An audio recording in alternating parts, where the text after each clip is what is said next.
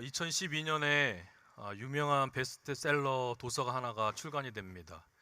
뉴욕 타임즈 기자였던 찰스 두이그가 쓴 습관의 힘이라는 책인데요. 이 습관의 힘에서 이 저자는 좋은 습관을 만들면 한 사람의 인생이 바뀐다라고 주장하고 있습니다. 그러면 이 좋은 습관을 만들려면 어떻게 해야 될까요? 이 저자가 습관고리라는 것을 자기만의 습관고리를 만들면 그 한 사람의 인생이 바뀐다라고 얘기해요. 이 습관고리는 세 단계로 이루어지는데 첫 번째는 신호이고 두 번째는 반복 행동 그리고 보상이에요. 이 세 가지 시스템으로서 자기의 인생을 바꿀 수 있다라는 것이죠.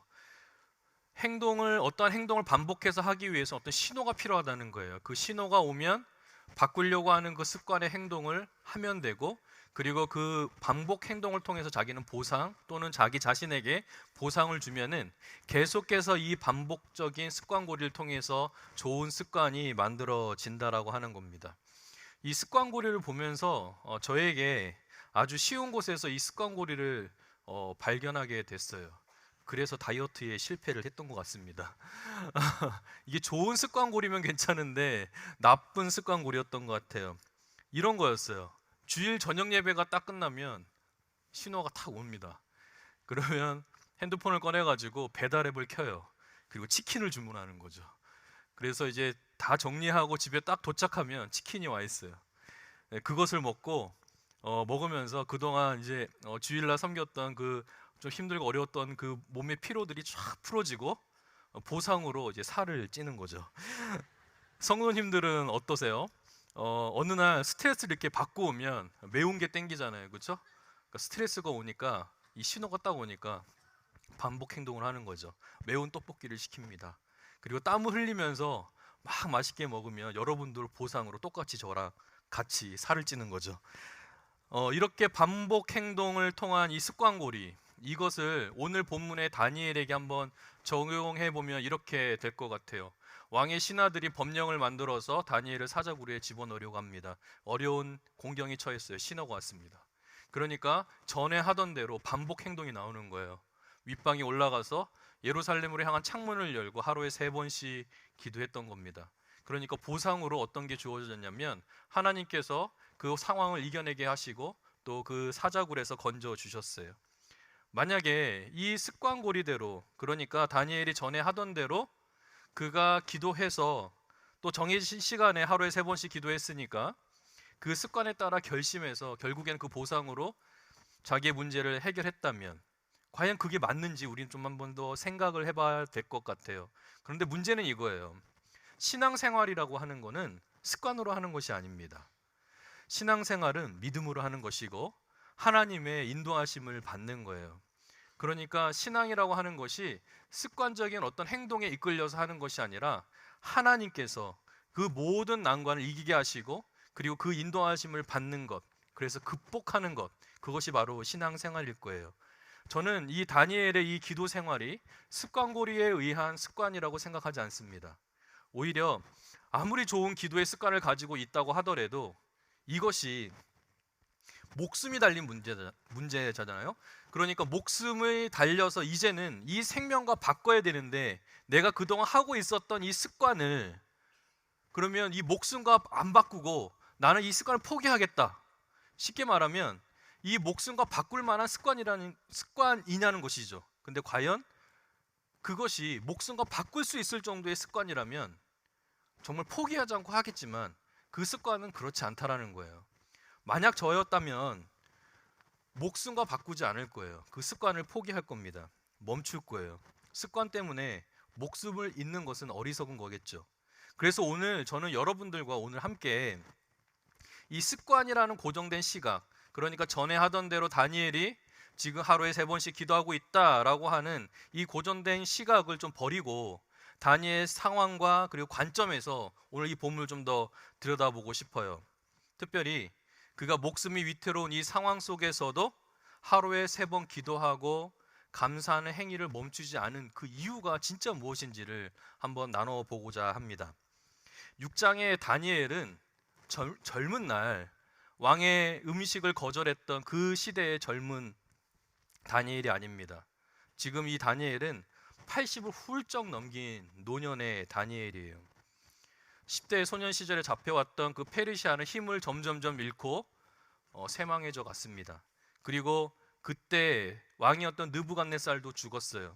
우리가 읽은 본문의 앞장에서 5장에서는 벨사살이 등장해서 그렇게 귀하게 여겼던 이스라엘 백성들이 소중하게 여기던 하나님의 성전의 기물들을 다 끄집어내서 자신의 술잔치에 그 기물들을 사용하기 시작했고, 그날 밤에 하나님께서는 메대 사람 다리오라는 사람을 통해서 이 벨사살을 죽이시고 새로운 나라가 등장하게 됩니다. 이 다리오가 이 다니엘을 잘 봤어요. 똑똑하고 총명해요. 모든 관료들보다 뛰어납니다. 그러니까 자신이 정복한 120개 지역의 모든 나라들을 다스릴 수 있는 권한을 그에게 맡겼습니다. 그러니까 다리오 다음의 서열이 누구냐면 다니엘이에요. 그런데 이 다니엘이 오늘 많은 관료들에게 시기와 질투의 대상이 되고 있습니다. 왜냐하면 메대 나라의 신하가 아니에요. 바벨론의 신하 아니겠습니까? 그게 첫 번째 이유일 것이고, 두 번째는 더 크게 싫어한 이유가 있었는데, 이 다니엘은 포로 출신의 노예라는 것이죠. 그러니까 이 고발한 이 사람들이 다니엘을 이렇게 표현하고 있어요. 오늘 본문의 6장 13절이거든요. 6장 13절을 한번 읽어보도록 하겠습니다. 시작. 그들이 왕 앞에서 말하여 이르되, 왕이여, 사로잡혀온 유다 자손 중에 다니엘이 왕과 왕의 도장이 찍힌 금령을 존중하지 아니하고 하루 3번씩 기도하나이다 하니. 아멘. 여기서 다니엘을 이 고발한 이 고관들이 뭐라고 이야기하냐면 사로잡혀온 유다 자손이라고 말하고 있어요. 그러니까 피정복지의 노예 아니냐. 전 지역에 흩어진 그 유다 자손들처럼 이 사상과 문화에 젖어들고 풍습에 이끌려 살아가는, 그러니까 이렇게 하찮은 민족의 사람이 우리의 어떻게 우두머리가 될 수 있느냐라는 것이죠. 어떻게 보면 젊은 신하들은 나이 많은 다니엘을 보면서 내가 저 사람보다 잘할 수 있을 것이다 라고 자만심을 가지지는 않았을까, 혹시는 몰라요. 그러나 이런 다니엘을 실각시키고 싶은데 그 틈이 보이지 않는 게 문제인 거예요. 그의 삶을 보면 너무나도 깨끗하고 그릇됨도 없고 허물도 없어서 다니엘을 넘어뜨리려면 딱 한 가지가 있는데, 하나님의 율법을 가지고 넘어뜨릴 수 있는 무엇을 만들지 않으면 안 되는 것이죠. 그래서 오늘 7절 같이 읽었지만 이 7절에 이 고관들이 만든 법이 하나 있습니다. 이 법을 한번 읽어볼까요? 7절 말씀입니다. 나라의 모든 총리와 지사와 총독과 법관과 관원이 의논하고 왕에게 한 법률을 세우며 한 금령을 정하실 것을 구하나이다. 왕이여, 그것은 곧 이제부터 30일 동안에 누구든지 왕 외에 어떤 신에게나 사람에게 무엇을 구하면 사자굴에 던져넣기로 한 것이니이다. 아멘. 여기서 우리가 아이러니를 발견하게 되는데요. 이 다니엘이 하루에 3번씩 기도하고 있다는 것을 이 관료들이 알았다라는 거예요. 그래서 법을 어떻게 만드냐면 30일 동안 왕이 아닌 다른 신에게 기도하거나 구하면 사자굴에 넣읍시다, 이렇게 얘기하는 거예요. 그럼 반대로 이렇게 생각할 수 있는 거죠. 다니엘이라는 이 사람을 이 관료들은 인정한 꼴이 된 거예요. 무슨 말이냐? 이 다니엘은 다리오 왕을 섬기는 일에 목숨을 걸지 않는다라는 거예요. 오히려 자기가 섬기는 그 왕, 그 하나님께 반드시 기도할 사람이다. 목숨을 걸고 기도해서 결국엔 이 법령을 어기고 자신이 믿는 하나님께 기도할 사람이 바로 다니엘이다라고 인정한 꼴이 된 거예요. 그러니까 이 관료들도 저 사람의 신앙은 참 신앙이다라고 바라봤던 것이죠. 근데 이 다니엘이 하루에 3번 기도하는 그 행위가 실제로 이 고관들이 생각했던 생각과 맞아떨어졌어요. 집으로 돌아가서 법령에 왕의 어인이 찍힌 것을 알고도 윗방에 올라가서 예루살렘을 향한 창문을 열고 하루에 3번씩 기도했던 겁니다. 만약 다니엘이 매일 3번 기도했던 것이 바로 그의 습관이었다고 한다면 사실 그는 기도하지 않았을 거예요. 앞서서 말씀드린 것처럼 습관이 생명과 바꿀 만큼 그렇게 가치 있는 것이 아니기 때문에 그렇습니다. 그런데 만약 다니엘이 하루에 3번 하나님께 기도했다라고 하는 그 신앙의 행위가 습관이 아니라 다른 이유였다면 달라지게 되죠. 한 예로 한 사람에게 사랑을 고백한다고 해봅시다. 연기를 좀 해볼게요. 남자가 여자에게 고백을 하죠. 내가 너를 죽기까지 사랑해. 얼마면 돼? 너무 감정이입을 했어. 남자의 고백이 무엇과 지금 대조되고 있죠? 내 목숨처럼 내가 너를 사랑해. 그러니까 고백이라고 했을 때 이 고백이 자기 목숨과 같다라고 한다면, 특별히 오늘 다니엘이 오늘 하나님을 사랑하는데 그 하나님 사랑하는 것이 자신의 고백, 그러니까 죽음과 바꿀 수 있을 정도의 고백이라고 한다면 의미는 달라지는 거예요. 그가 포로로 끌려왔을 때 처음 당했던 시험은 무엇이었냐면 왕의 음식을 먹는 거였습니다. 그 왕이 먹는 음식에 우상제물이었는데 그 제물 안에 어떤 효력이나 아니면 효과가 있는 것은 아니었지만 그 음식을 거절했어요. 음식을 거절한 이유가 우상 숭배에 쓰여졌던 음식은 먹지 않습니다라고 하는 습관이 있었기 때문일까요? 다니엘의 세 친구는 금신상 앞에 절하지 않았습니다. 나는 우상을 섬기지 않는, 절하지 않는 습관이 있으니까 저는 절하지 않습니다. 이렇게 이야기했을까요? 도대체 무엇이 다니엘이 그렇게 어려울 때마다 거절하게 하고 당당하게 목숨을 걸고 기도하게 만든 걸까요? 전에 하던 대로 기도했던 습관 때문이 아니라는 것이죠. 왕이 나의 음식을 먹으라라고 했을 때에도 그렇게 거절한 이유도, 거대한 금신상 앞에 절하지 않았던 그 이유도, 오늘 다니엘이 간구하기를 기도하기를 포기하지 않은 이유도, 다리오는 나의 왕이 아니다. 나의 왕은 하나님이시다. 내 인생을 주관하시는 분은, 내 인생을 인도하시는 분은 여호와 하나님밖에 없다. 그 믿음의 고백이 그를 기도하게 만든 거예요. 나의 왕은 온 세상을 정복한 다리오가 아니라 이 온 세상을 창조하시고 통치하시고 주관하시는 하나님이 나의 하나님이시다. 그 믿음의 고백 때문에 그는 기도의 자리를 포기할 수 없었던 거예요. 습관이 아니냐는 것이죠. 그래서 다니엘의 왕은 다리오가 아니었습니다. 하나님이었습니다. 하나님만이 나의 왕 되시고 구주가 되시고 주관자가 되십니다. 그래서 왕의 음식을 거절할 수 있었고 금신상에 절하지 않았던 이유도 그와 같은 거예요. 그러니까 다니엘에게 있어서 기도 생활은 습관의 문제가 아니라 고백의 문제였다는 것이죠. 나는 누구를 섬기는가? 나의 왕은 누구인가? 나는 여기서 왜 총리의 일을 하고 있는가? 내 생명을 취할 자 누구인가? 오직 하나님밖에 없다라고 하는 그 믿음, 그 고백 때문에 다니엘은 오늘 그 법령의 왕의 도장이 찍혔음에도 불구하고 하루에 3번 기도하는 자리로 나아갔던 거예요. 우리도 마찬가지죠. 여러분이 이 예배의 자리에 나오신 이유가 습관 때문은 아니에요. 사실 고백 때문입니다. 하나님만이 나의 왕이십니다. 내 삶의 주관자 되십니다. 그 고백 때문에 우리 예배의 자리로 나온 거예요. 세상의 친구들은 우리에게 종종 이렇게 말하죠. 그렇게 주중에 힘들게 일했는데 아니 교회를 왜 가니? 그날 좀 쉬어. 어떤 사람들은 왜 기도해? 하나님께 기도한다고 해서 돈을 주시는 것도 아니고 손에 물질을 쥐어주는 것도 아닌데 왜 기도해? 라고 물어요. 사실 내 삶이 이렇게 변한 것도 없고 그대로인데 우리는 지금 예배의 자리에 나와 있어요. 기도하고 찬양합니다.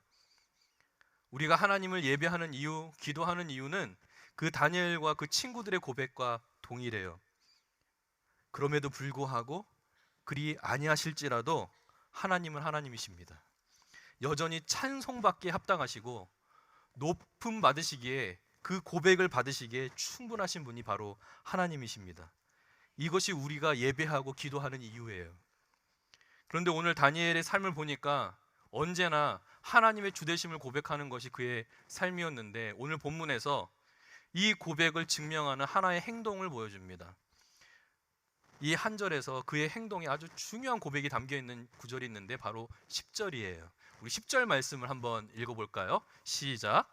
다니엘이 이 조서에 왕의 도장이 찍힌 것을 알고도 자기 집에 돌아가서는 밑방에 올라가 예루살렘으로 향한 창문을 열고 전에 하던 대로 하루 3번씩 무릎을 꿇고 기도하며 그의 하나님께 감사하였더라. 아멘. 이 구절에서 사실은 없어도 되는, 그러니까 굳이 이 문구가 들어가지 않아도 오늘 말씀의 구절이 되게 은혜가 되는 부분이 있어요. 제가 그 부분을 이렇게 도려냈거든요. 다시 한번 읽어보면 어디 부분이지? 라고 한번 생각해 보세요. 한번 읽어볼까요? 시작. 다니엘이 이 조서에 왕의 도장에 찍힌 것을 알고도 자기 집에 돌아가서는 윗방에 올라가 전에 하던 대로 하루 3번씩 무릎을 꿇고 기도하며 그의 하나님께 감사하였더라. 아멘. 어색하지 않죠? 빠진 문구가 뭐예요? 예루살렘으로 향한 창문을 열고 요 문구를 그대로 드러냈어요. 그런데 전혀 없어도 되는 것 같네? 라고 인정하게 되죠. 그런데 오늘 이 구절에서 사실 다니엘이 이 다니엘서의 기록자 아니겠습니까? 근데 이 문구를 이렇게 집어넣었단 말이에요. 그 이유가 있는 거겠죠. 사실 이 문구를 넣은 이유가 낙성식 기도 때, 그러니까 솔로몬이 자기가 성전을 지어놓고 하나님 앞에서 기도할 때 사실 이 예루살렘에 향하여 기도하는 이 문구가 사실 그 기도 제목에 들어있기도 해요. 열왕기상 8장 48절과 49절인데 제가 요약해서 한번 읽어드릴게요. 자기를 사로잡아간 적국 땅에서 성전 있는 쪽을 향하여 주께 기도하거든 주는 계신 곳 하늘에서 그들의 기도와 간구를 들으시고 그들의 일을 돌아보시오며 이렇게 말씀하셨어요. 그러니까 이 솔로몬이 지금 어떤 기도를 하고 있냐면 먼 미래에 진짜 일어날 것을 예언한 것처럼 적국 땅으로 포로로 사로잡혀 가면 그들이 예루살렘을 향해서 기도하면 예루살렘에 있는 성전을 향해서 기도하면 하나님께서 하늘에서 들으시고 돌봐주십시오라고 하는 기도를 하고 있는 거예요. 그러니까 이 기도 때문에 어쩌면 다니엘도 예루살렘을 향해서 기도했을지도 몰라요. 근데 사실 다니엘이 기도하고 있는 그 예루살렘은 다 무너지고 없습니다. 성전도 없어요. 아무것도 없어요. 그런데 여기서 아주 중요한 단어가 하나가 등장하는데 지금 솔로몬이 성전을 향해서 기도하면 이라고 얘기했고 다니엘도 예루살렘으로 향해서 창문을 열었어요. 기도하기 위해서. 근데 여기서 똑같은 단어가 2개 나오는데 하나는 솔로몬이 자기의 성전을 향해라는 단어와 예루살렘으로 향해라는 단어가 사실 같은 단어가 아니에요. 한 두 분 정도가 지금 이해를 못했다고 저에게 사인을 주셨어요. 설명해 볼게요. 솔로몬이 기도하는 이 성전을 향해서 할 때 이 향한다는 단어는 아주 일반적인 단어예요. 그래서 눈앞에 보여 있는 저곳을 향해서 가는 거예요. 그러니까 길과 도로, 태도와 방향을 가리치는 단어예요. 근데 다니엘이 쓴 이 향한다라고 하는 이 단어는 그 단어가 아니에요. 일반적인 단어가 아니라 구약 성경에서도 딱 한 번 여기서 쓰인 단어거든요. 근데 그 뜻이 뭐냐면은 원래 의미가 반대편을 보는 거예요. 그러니까 반대편을 등지는 거예요. 무슨 말이냐면 어떠한 방향을 바라보려면 내가 이쪽 방향에 있던 걸 등져가지고 여기를 바라봐야 되잖아요. 그러니까 뒤를 가리키는 거예요. 그러니까 솔로몬이 성전을 향해라고 하는 것은 앞을 강조한 거고 다니엘은 앞을 보기 위해서 뒤를 강조한 거예요. 등을 져야 된다고. 그러니까 보세요. 다니엘은 지금 어떤 것을 자기의 행위로 고백하고 있는 거냐면 예루살렘으로 향해서 창문을 활짝 열고 기도하잖아요. 그럼 무엇을 등을 져야 되냐면 페르시아를 등을 져야 되는 거예요. 내가 섬기고 있는 그 나라를 등져야 돼요. 조금 더 깊이 설명하면 이런 겁니다. 다니엘은 지금까지 하루에 3번씩 기도하면서 매번 했던 행위가 무엇이냐면 나의 문제가 펼쳐지고 어려움이 펼쳐지고 왕의 음식 못 먹게 하고 금신상에 절하게 하라고 했던 그 모든 그 상황들을 등지고 날마다 하루에 3번씩 예루살렘을 향한 거예요. 그러니까 그의 정체성은 어디에 있는 거냐면 내 문제와 상황을 바라보는 그것을 바라보는 관점이 아니라 그것을 등지고 다 무너져 있고 없지만 하나님이 임재하셨던 그곳, 하나님께서 함께 하셨다라고 하는 그 하나님을 상징하는 그 예루살렘을 향해서 날마다 몸을 틀고 그곳을 바라본 거예요.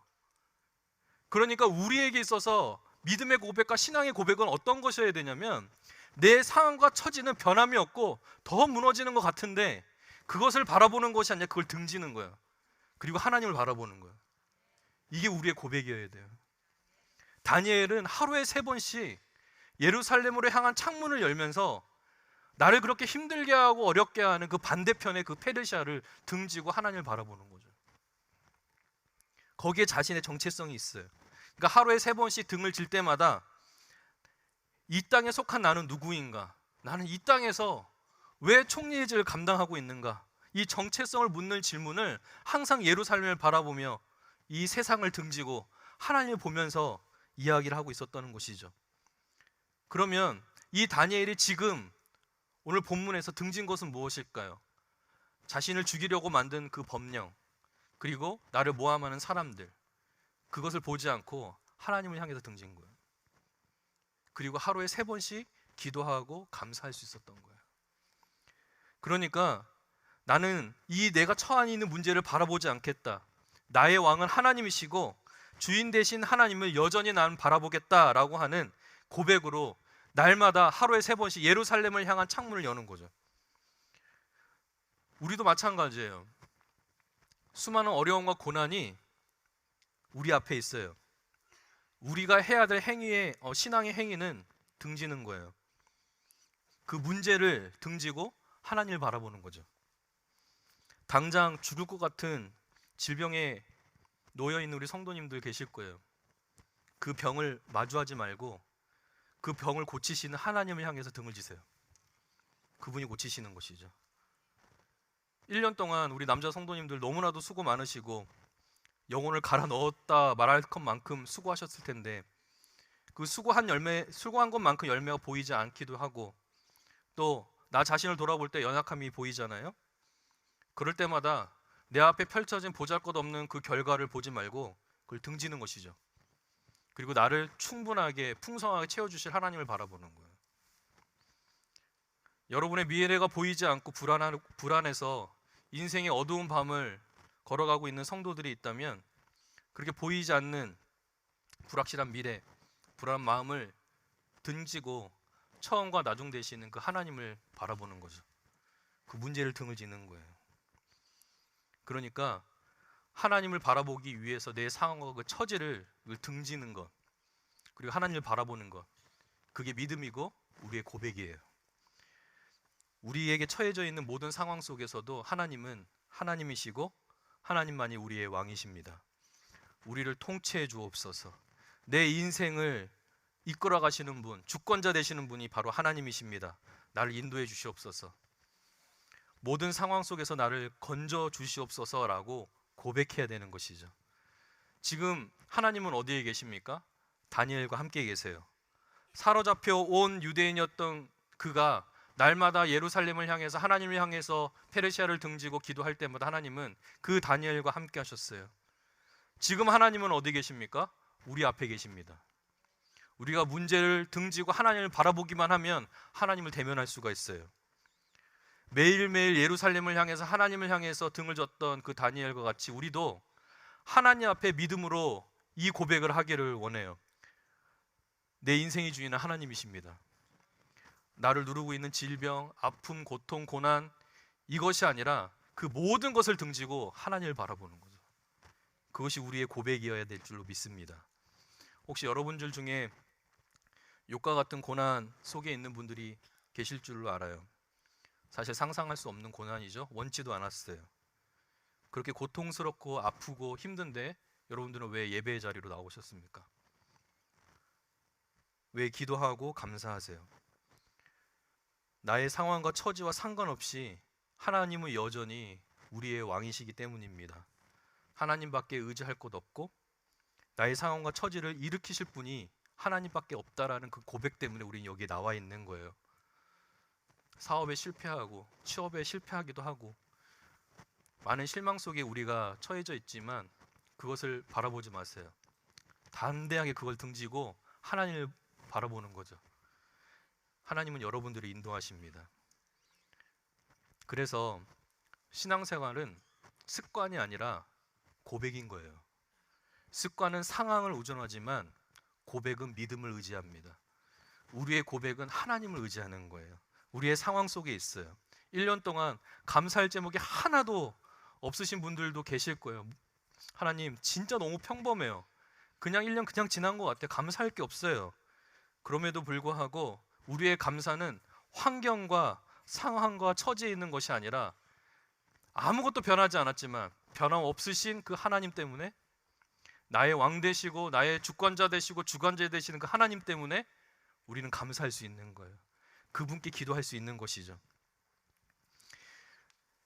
이렇게 수많은 문제의 한복판에 있을 때 우리는 이렇게 고백해야 됩니다. 이 문제가 나를 주장하지 못한다. 나는 이 문제를 해결하고 넘어가기 위해서 세상을 의지하지 않는다. 나의 주인 대신 하나님께 있다. 라는 그 고백이 우리의 입술에 있어야 돼요. 그것이 우리의 기도이고 감사인 것입니다.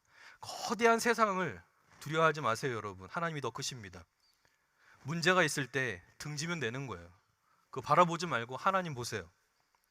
내 고난과 아픔 감당할 수 없는 인생일지라도 염려하지 마세요. 하나님을 향한 믿음의 고백과 이 세상을 등질 수 있는 믿음의 고백과 행위가 있다면 하나님께서는 우리의 그 기도와 감사의 그 고백을 받아주시고 그렇게 등지고 하나님을 바라보는 그 순간부터 하나님은 역사하실 것입니다. 그래서 우리는 이렇게 고백했으면 좋겠어요. 하나님은 나의 왕이십니다. 나의 인생의 주권자 되십니다. 내 모든 것을 하나님께 맡겨드립니다. 주님, 나를 다스려 주옵소서. 인도해 주옵소서. 아멘, 아멘. 이렇게 기도하며 날마다 세상을 등지는 것이죠. 이번 한 주간 여러분들은 어떠한 상황과 처지를 등져 보시겠어요?